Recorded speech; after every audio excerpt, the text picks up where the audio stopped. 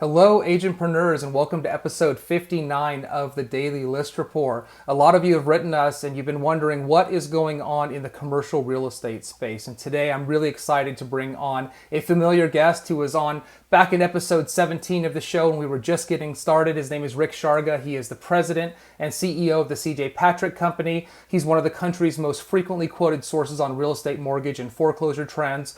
He's been on CNBC, CBS Evening News, NBC Nightly News, you name it. If it's news, he's been on it. He was formerly an EVP at Carrington Mortgage. He was the chief marketing officer at 10X. He's a member of the corporate board of governors of the National Association of Hispanic Real Estate Professionals, the Advisory Council of Asian Real Estate Association of America, and the Board of Technology Council of Southern California. The accolades go on and on. So he is an eminently qualified guest to be talking about what's going on right now in the commercial real estate space. 1 second before we bring him on, you're watching this right now on our YouTube page. Make sure you subscribe to the channel so you don't miss any episodes. With that, what I'm going to do is I'm going to bring Rick on. Rick, welcome to the show. Thanks for having me back, Randy. Great to be here. No, I appreciate you taking the time to do this. You've been doing lots of webinars and lots of great opportunities to share your wisdom, and I appreciate you taking the time to share that wisdom with our guests here today. Well, hopefully there's some wisdom left to share so that I'm looking forward to the conversation. I've not known you ever to have a shortage of wisdom, so I'm not too concerned about that, Rick. Rick, so, the topic today, and we've had a number of people write in and ask us, and they're like, okay, what's going on the commercial side? We spent a lot of time talking about the residential real estate side, and clearly there's some intersection between the two. But what I wanted to do today was to talk to you about what you're seeing in the commercial real estate side. So we're coming out of this pandemic. Companies like ourselves at ListReports, we've said, look, employees, you guys can work from home forever, right? You never have to come back to an office if you don't want to. And that has allowed people to say, okay, well, maybe I'll leave the area, right? Maybe I'll move to a place where housing is more affordable. I can have a bigger yard, whatever the things are that somebody wants. And I look at that and we hear announcements from Twitter and Facebook, lots of tech companies and even older line companies, some banks who are saying, maybe we don't need to be spending what we've been spending on commercial real estate. But I think it's more complicated and nuanced than that. So I'd love to get your perspective on what you're seeing happening and sort of where all of this heads from your perspective. Yeah, well, you've identified, and you're good at this at ListReports. You're always right at the cusp of change. Thank you. And you've probably identified what will ultimately be some foundational change in the office market. But I am more concerned, candidly, about the commercial real estate market getting through the pandemic than I am the residential market. There have been untold billions of dollars thrown at the residential market. Long-term forbearance plans to help homeowners stay in place and avoid foreclosure. We haven't seen any of that kind of activity put out to kind of prop up the commercial markets. Right. We can talk about the office market. I think there are two countervailing trends, if you will. One is that I do believe you will see a more decentralized workforce coming out of this pandemic, and that will be remote workers, people working from home.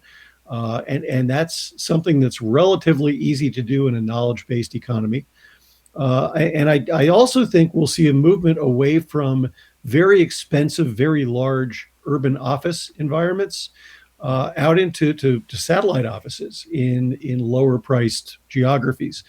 And so if you're looking at commercial, you almost have to take it apart on a sector by sector basis, and you almost have to take it apart on a geographic basis. So what we might see is a little bit of a downturn in some of the major metro areas, the New Yorks, the San Franciscos, the Chicagos, the Bostons, the Los Angeleses of the world, with some of the most expensive commercial real estate in the country. And you might see the Omahas and the Dubuques and the Pittsburghs of the world actually take on some of that workforce in smaller, less expensive markets. The other part Rick, of sorry to interrupt, but just to that point, it made me think of something. Are you suggesting that this is not meant to be offensive to anybody who lives in these markets, but sort of second tier urban markets? In other words, markets that still have an educated talent base, right, an infrastructure, right, to be able to support that. So when you talk about some of these towns, is that what you're referring to? Is I'm going to leave New York City for Pittsburgh, right? Yep. because it still has a level of infrastructure that can support my needs. Is that what you're suggesting? That's exactly what I'm talking about. Or it might be I'm going to downsize my New York workforce and see how many people are willing to relocate to Allentown, Pennsylvania, Hmm. which is my hometown, ironically enough. Nice. Um, 90 minutes outside the metro area, much more favorable cost of living. Also surrounded, surprisingly enough, by a number of universities and private colleges that could provide an ongoing workforce. But Hmm. it gives the workers and the business enterprise the option of being located somewhere else so that not everybody has to spend 90 minutes in the Holland Tunnel each way every Yes. day trying to get in and out of their offices. Um, there's some health benefits in that, presumably. The countervailing trend I mentioned earlier is I do believe that this pandemic might ultimately lead to the end of the let's cram everybody into cubicles idea, which seemed like a really good idea in the 70s and 80s. Uh, Right. but turns out it's hard to social distance when you're elbow to elbow with all of your coworkers, like you might have been in a slave ship when you're coming in from Greece in the fourth century. Well, sorry, just to that point, it's interesting, right? Because we've had this move to open office spaces, and Yep. there's actually been a fair amount of, I think, well-researched and documented critique, frankly, of open office spaces and what it's done to the culture of companies, and that's an ongoing debate. But you're right. We've moved to this area where everybody's kind of on a big long table. At least in, frankly, a lot of different kinds of companies. And Yep. now, even we're looking at our office to say, how do we space people apart, and putting people back in offices is a solution to that. So it's interesting, right?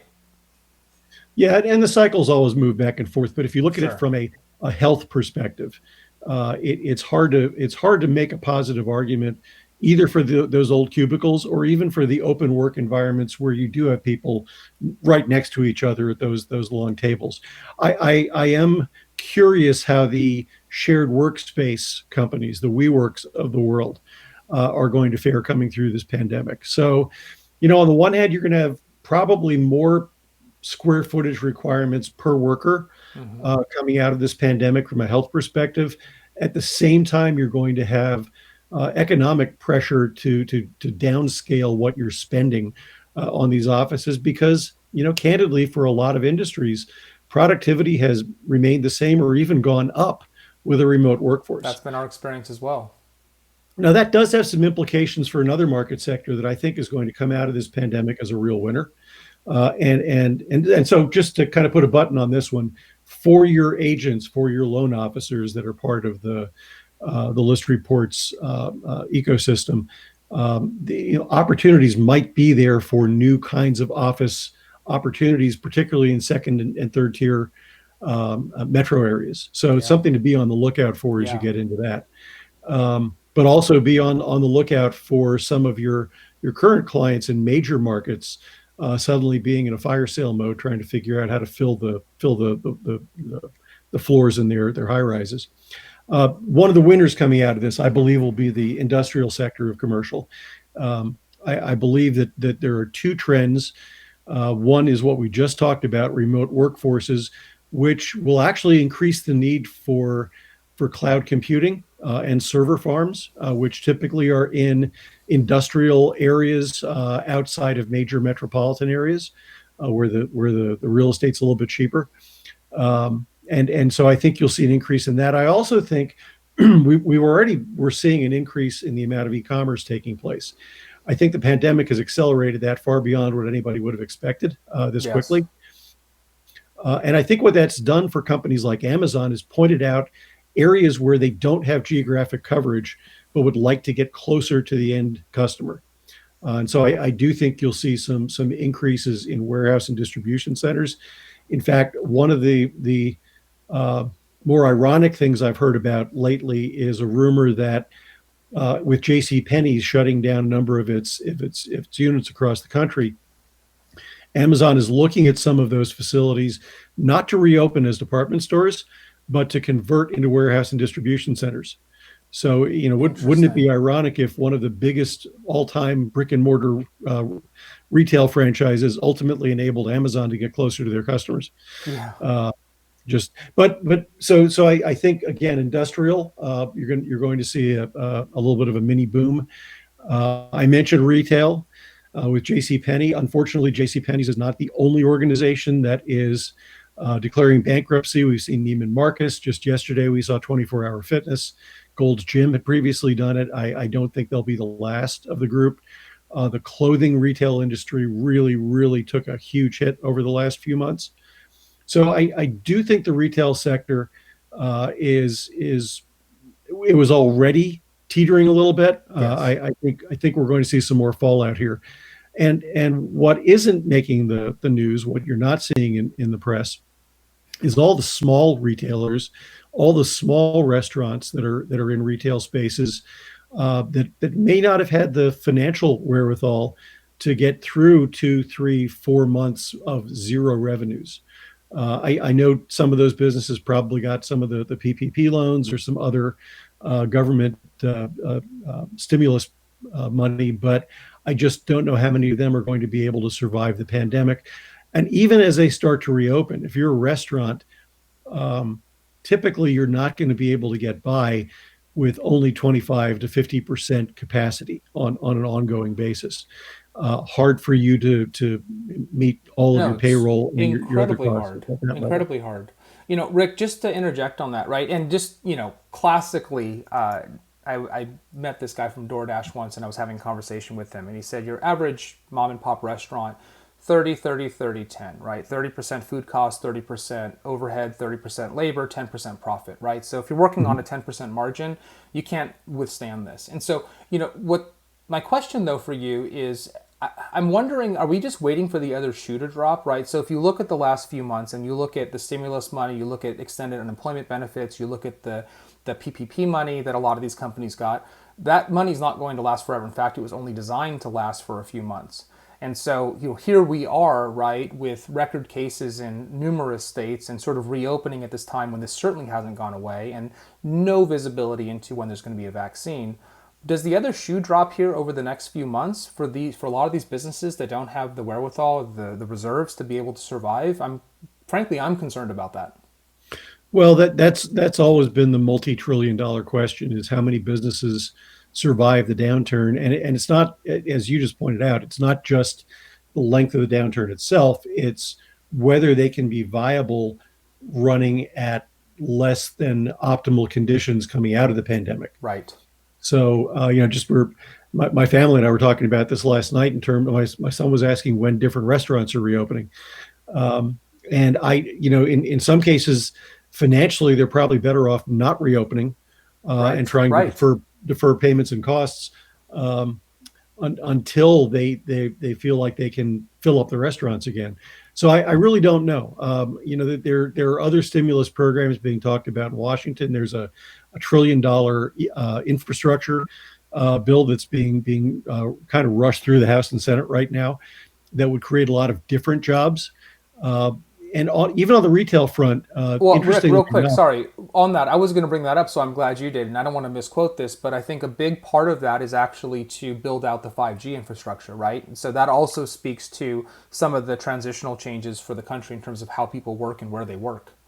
somewhere between half and two-thirds of the budget is for traditional um, bridges, roads, Mm-hmm. airports, utilities kind of infrastructure.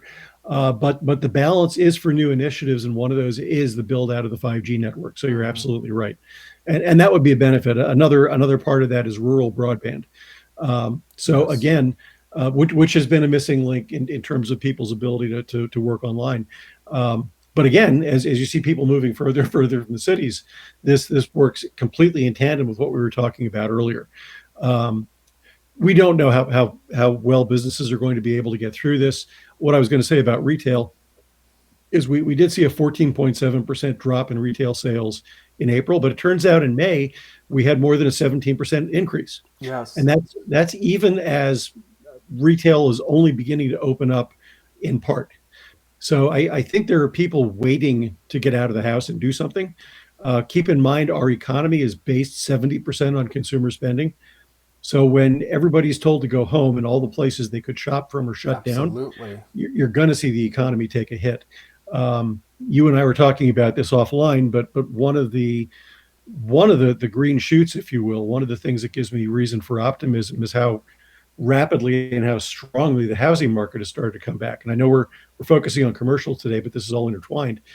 In every recession since World War II, housing has actually helped lead the economy back out of recession into growth. Yeah. The only exception to that was the last recession, the Great Recession, and that was different only because housing took us into that problem.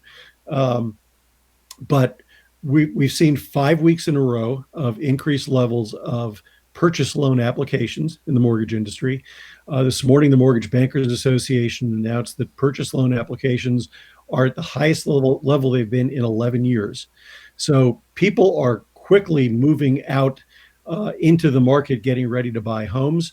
New home sales, which have a disproportionately high effect on the economy, those sales have been exceptionally strong, way higher than forecast. And home builder confidence yesterday jumped up to a level of 58, which is a huge jump and very highly positive, especially compared to where they've been. So we might get to see housing starts tick up. That Well, leads to I'm sorry. construction I'm sorry to jobs. interrupt you, but just if you don't mind, just to that point, there's something that I'm very curious about, right? So you talk about that score at 58. I don't remember the exact number, but a few months ago it was at 50-year lows. It was like 20s or 30s. It was extremely Yes. low, Yep. and there's a lead time to build. So when we talk about low inventory, when we talk about how over the last few years we probably built a couple 100,000 fewer homes than we should have, and the sort of Right. delay in this, right? Because it takes time to plan to build. So does Yeah. that continue to, do we not see a rebound in that until next year, or do we start to see them accelerate that, and how does that impact the inventory problem that we're having? If I knew the exact answer to that, I would be doing this interview from my private villa in the Caribbean. But here, what's likely to happen, unless we have another huge setback, which of course is the variable all of us are worried about. Yeah. As builder confidence has increased as dramatically as it has, we will probably see the number of permits go up. That'll be followed by the number of housing starts specifically for single family residences go up. That will lead to more jobs in the construction industry and to other industries that provide materials and supplies to the builders, which again has an uplifting effect on the overall economy. Mm-hmm. Will they build enough houses to meet demand right away? No, of course they won't. But as you see the economy improve, you'll also see existing homeowners be less reluctant to put their homes on the market. So there'll be a little bit of an effect along those lines. And this is a little bit on the negative side with a little bit of a positive spin to it. As these forbearance programs wind down, there are going to be a certain number of borrowers who aren't going to be able to get back on their feet and make mortgage payments on time. Yeah. So you'll see some distressed inventory come to market as well. Probably not a huge wave of foreclosures, but people who have enough equity that they can still sell their house for a little bit below market value, avoid a foreclosure, walk away with some money in their pocket to start over. But again, providing some inventory for buyers. My one question really about the current wave of buying activity is whether it's a one-time blast of pent-up demand, or whether it's something that will sustain itself throughout the rest of the year and get us back to about the level of sales we would have anticipated without the pandemic. And I really don't know the answer to that. Markets Yeah. come back a lot faster than I anticipated. It looks like, from a housing perspective only, we're going to be looking at a V-shaped recovery, and that should help the overall economy recover a little bit more quickly than it would have without that happening. Yeah. No, that's a great perspective, Rick. One thing that was interesting, just if you don't mind, I'd love your quick reaction to this. One thing that was really interesting, if I look back over the last few months, is frankly how quickly the mortgage industry moved in response to the FHFA, right? So basically came out and said, hey, if you can't pay your mortgage, don't pay your mortgage. And they're like, whoa, what just happened, right? And they're like, and don't worry, you're not going to have to pay it all back in a few months. They'll figure it out later. And the mortgage industry was like, what? Like, what just happened? And yet they seem to have figured all of this out, right? So for most people, it seems like this is going to be maybe tacked on and extend the life of their loan. Like, the system has sort of worked itself out. Is that your sense as well? Like, I have some hope at how quickly they were able to react to the policy changes that were happening. Yeah, it was a little messy at the very beginning, and you had a lot of consumer complaints. But I would submit that with an industry that was dealing with less than a 0.5% of all loans being in Right. foreclosure, to suddenly having 8% of all borrowers looking for relief, 4+ million people, they actually handle it really well. I think so too. There are a couple things to consider. One is that the number of people who have opted into the forbearance programs is a lot lower than what the doomsday people had been predicting. You had people like Mark Zandi from Moody's saying that 25% of borrowers were going to be in this program. If that had been the case, my back of the envelope math says that the servicers would have been on the books for about $90 billion in payments over 6 months. Wow. That would have effectively bankrupted the servicing industry and made Yep. it impossible for anybody to get a loan. Yeah. So we're at, as of yesterday, we're at 8.55%. That's up 0.02 of a basis point from last week, Mm-hmm. uh, which is almost nothing. And if this were going to continue to get worse, what you would have seen is the first spike at the end of March, beginning of April, when payments were due. The second spike, end of April, beginning of May. Third Mm-hmm. spike, end of May, beginning of June. When in fact, what we've actually seen is fewer people opt in every week since the end of March. And actually, according to one of the companies following this, we've seen fewer people total in the program for 2 weeks in a row. So people are opting out. The other thing to think about with this is that, excuse me, there was a study that came out from Lending Tree, and it was a survey, so I'm not sure exactly how precise the data are, but their analysis suggested that 70 to 80% of the people in the forbearance programs didn't really need to be in the forbearance programs. Some had opted in basically because they figured it would improve their cash flow, and a large number had opted in just in case something bad happened. So they wanted the optionality of being able to hold off on their mortgage payments if they did happen to lose their jobs. So you read my mind, Um, Rick. Sorry. So what you're saying there, just so I'm clear, because this is what I was going to ask you, I heard something similar, was that many of the people, maybe even the majority of the people who are in a forbearance program are actually still making their mortgage payment. That's an important point, right? Is that what you're saying? That's actually not correct, but Okay. but it's close. So Okay. in the first month of the forbearance program, about 40% of people did make a mortgage payment Okay. that were in that program. In the second month, it was about 22% Hmm. of a higher number. So still a large number of people doing this. Yes. And there are people that aren't making payments but could. So Hmm. it's not like they're really in a hardship right now, but they're kind of hedging their bets. The other factor that's really critical to keep in mind with this is that less than 10% of the people in the forbearance program have a loan to value ratio of 90% or more. And what Hmm. that means is that 91% of the people in the program have at least 10% equity in their properties. And Very what that different then. That's suggests, great. very different from 2008. And, Yes. and it says to me at the end of this program, which is a long program, up to 6 months, the first wave, you can apply for a second 6 month increment. So you're a year in. That gives the economy some time to recover. That gives the individual some time to recover, and home prices a chance to go up even a little bit more, which improves your equity position, even if you're not making payments, ironically enough. Hmm. Um, and it gives those borrowers a chance, a really good chance, to not wind up going into default. Yeah. So I do think the industry has stepped up. My one big concern is that the rules are definitely in place for the 60% of loans that are government backed. So if you Hmm. have a Fannie or Freddie backed loan, or an FHA or VA insured loan, or USDA loan if you live in the rural areas, the rules are in place. You're not going to be required to make a lump sum payment. Your payments will likely be tacked on to the end of your mortgage unless you require or you request a modification to re-amortize your loan. But the other 40% of the loans that are out there are basically in private portfolios. So what will Wells Fargo do with all those jumbo loan Hmm. deferrals? Will they have their own set of rules? I know that the government is making a lot of noise about everybody should play along the same guidelines, Yeah. but I don't know if they can legally enforce that. Hmm. So you could have some lenders kind of upset the apple cart a little bit on their portfolio loans if they decide to do that. I'm hoping they won't. I think it'd Yeah. be dumb if they did. Yeah. Agreed. You know, lump sum payments, I have a definition for them. My definition is guaranteed foreclosure. Um, It's true. and, Right. We and, know this. Nobody has that and kind we of really money, don't right? need, no, especially if you really needed the deferral and you've deferred payments for 6 months. The odds of you having 7 months of payments to make when Zero. that deferral period is over is Yeah. pretty much zero. Yeah. Um, Yeah. and it would be foolhardy of any of the lenders to pursue that path. But the industry's been known to do dopey things before, so you can never be 100% sure.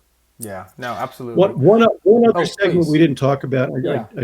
I know we're kind of getting close on time, is the hospitality sector. Yep. That's what I was going to bring up. And So you read my mind. Go for it. and while I think the Marriotts and the Hiltons and the Hyatts of the world will probably be okay, there'll be some downturns. They'll probably downsize a little bit, maybe consolidate some brands. I am concerned about the limited service market, the smaller brands, the smaller kind of hotels. I can tell you from my days at 10x and auction.com that we sold a ton of those properties to small investors. And I'm not sure those investors have enough capital to survive this kind of downturn. I also have some questions about the Airbnb market. Now, I could be completely wrong about this because I've been reading recently that there's been a huge lift in Airbnb reservations. But I know that a lot of Airbnb owners are highly leveraged. Oh, They yes. may have bought a number of properties, and are 90% leverage on all those properties. So if their business doesn't come back, you could see some of those kind of properties go into default. I believe travel and tourism will probably be one of the last markets to get back completely on its feet, completely to where we were last year. Just because until there's a vaccine, until this virus is under control, I think people are going to be a little bit concerned about going into those kind of shared spaces. Yeah. Rick, no, that's a really good point. That's interesting, right? And if you look at, Brian Chesky at Airbnb, right? He tried everything he could and ended up having to lay off a couple thousand people, as I recall was the Yep. number. And he's looking at his business saying, like, our revenue could be halved this year or worse, and we don't know when this is going to come back. So this is maybe the final topic. It's related to what you just said about Airbnb, which is a lot of our agents out there, because they're real estate agents and they have licenses and they know real estate, have investment properties, right? And so I'm sure many people listening have invested in a property and put it up on Airbnb. But there's one category that we didn't talk about right in detail, which is multifamily. And so what's interesting about Right. that is, as we look at the people who were most affected by the job losses are the lower income renters. And it feels very much Yep. to me, and I hate this, Rick, it feels very much to me like there's this world and this world, right? And I'm lucky. I feel lucky, right? A lot of my friends, almost all of them, they still have their jobs and they're still spending money online, granted. And when, now that things are reopening, they're starting to spend money again. And there's a whole nother group of millions and millions and millions of people who work at these restaurants, who work at these factories, or whatever it might be, who are largely renters and who probably are going to have trouble becoming buyers. And so what happens in the multifamily space? Because it concerns me just socially, right? But for those of our agents out there who are invested in multifamily properties, and there are many of them, what's going to happen there?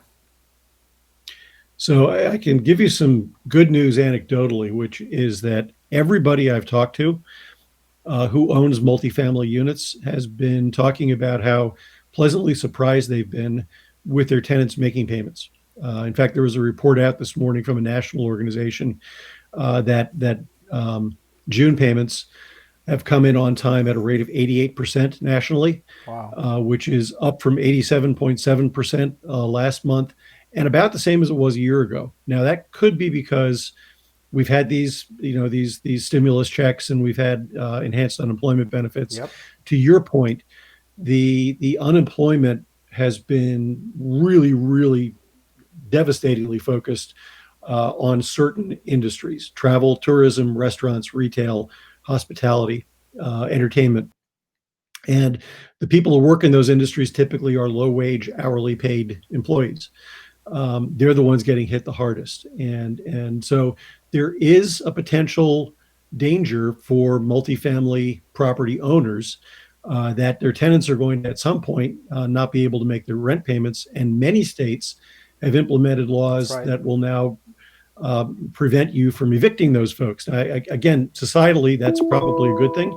But from a business standpoint, that gets really difficult. So one of the things I would urge any of your list reports agents who have those kind of properties to do is to double check to see if their properties have been backed by Fannie or Freddie, because there actually are investor forbearance programs available for those kind of rental properties I did from not know Fannie and that. Freddie. Yeah, no, they're not quite as generous or as long term as the owner occupied programs, but they are available. So look at that. Um, and in the state of California, there's laws going back and forth. There was one shot down yesterday, fortunately, that would have made it illegal to try and collect rent from somebody for the next year or so if Oh, they wow. were affected by COVID-19. So yeah, I don't have any really good news other than I think we'll see.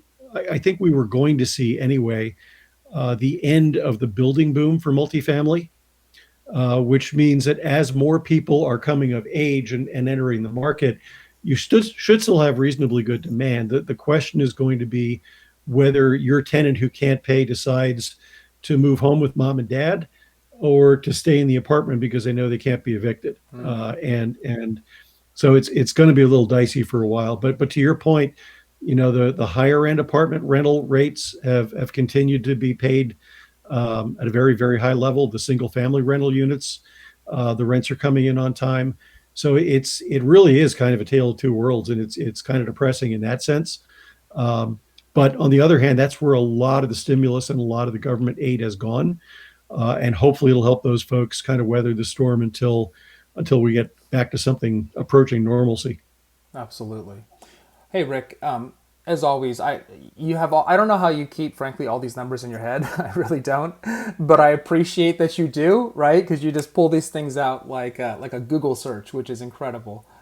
Rick, thank you so much for coming back on the show and for sharing all of your wisdom and insights with our audience. I honestly I can't tell you how much I appreciate you doing this for us.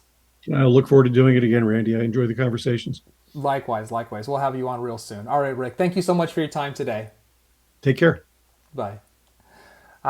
Well, another great show, another amazing guest. I love talking to Rick because he has such experience and such wisdom, and he's so thoughtful about this. And it's really difficult to look at all of this data and make heads or tails of it. That's the honest truth. And I think that Rick does a great job of sharing that information with all of you in a way that is easy to understand and digest, and frankly, hopefully, something you can take action on. What he said at the end, and I want to repeat this, right? For any of you who have multifamily units out there, if it's a Fannie or Freddie backed loan, they do have forbearance programs available for investment properties. And so again, the terms are not exactly the same as your primary residence, but it's definitely worth looking into as things continue to unfold here. So until tomorrow, be safe, be healthy, be happy, and we'll see you soon. Thank you.